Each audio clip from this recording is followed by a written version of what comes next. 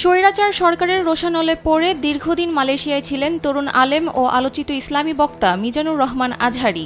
অবশেষে বৃহস্পতিবার দেশে ফিরে নতুন বছরের পরিকল্পনার কথা জানান তিনি। অবশ্য গত ৫ আগস্ট গণ অভ্যুত্থানের মুখে ফ্যাসিস্ট সরকারের পতনের পর একবার অল্প সময়ের জন্য দেশে এসেছিলেন আজহারী।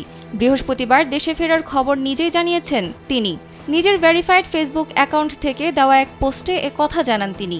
বলেন, আলহামদুলিল্লাহ, নিরাপদে দেশে এসে পৌঁছালাম। দীর্ঘ ৫ বছর পর বাধাহীনভাবে আবারও প্রিয় মাতৃভূমিতে তাফসিরুল কুরআনের মহতী আয়োজনে অংশগ্রহণ করছি। উদ্বোধনী প্রোগ্রাম হিসাবে আগামীকাল কক্সবাজারে পেকুয়ার বৃহত্তর সাবেক গুলদি তাফসির ময়দানে আলোচনা পেশ করব।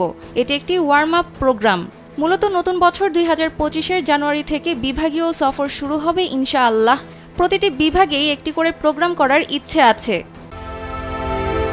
Introducing High Class by Akij Port. রব্বে কারিম নব উদ্যমে এই দাওয়াতি অভিযাত্রায় যুক্ত রাখুন। আমাদের প্রচেষ্টায় ভরপুর বারাকাহ দিন। প্রজন্ম ক্ষুধা নিবারণে বুদ্ধিবৃত্তিক উপায়ে ইসলামের শাশ্বত বাণী উপস্থাপনের তৌফিক দিন।